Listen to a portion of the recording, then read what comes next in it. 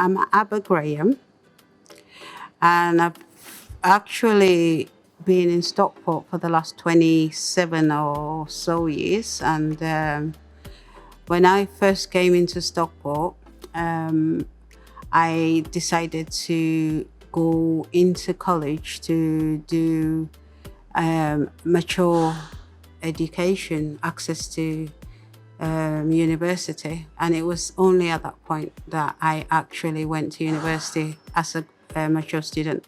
I didn't do so great at school, but yeah. And so Stockport is kind of changed my life in a way, but also got me into looking at how people are not supported, looking at how the equilibrium is so unequal. I came from a very small country in the west part of Africa called Sierra Leone, which was a British colony and has a really deep-rooted relationship with Britain in terms of history and culture. And so I was born there, but then I started school in Manchester when I was around 11 years old. Stayed with my parents, and then they decided to immigrate back to Sierra Leone because my dad at the time had got a really great political kind of job. But at that time, they felt that it was best if I stayed because of education and otherwise. And so the only thing that I remembered was the fact that my grandparents, who I actually grew up with, had taught me a lot about having faith and really focusing on your Christian values.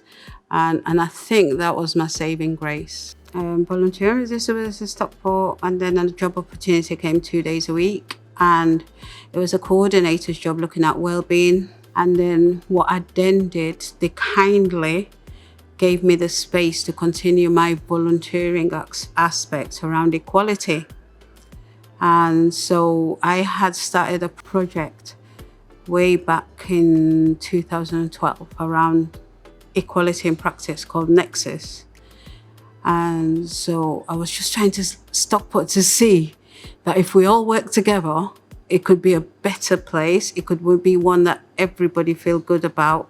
And so basically got representatives from the different protected characteristics, which are like age, disability, race, sexual orientation, all to come together around the table, have a conversation, share resources, and look at what we can do to make Stockport better for the younger ones, particularly, So that work is still ongoing. I think of all the children we've worked with, and I would say up to about 500 children so far from the time we've started.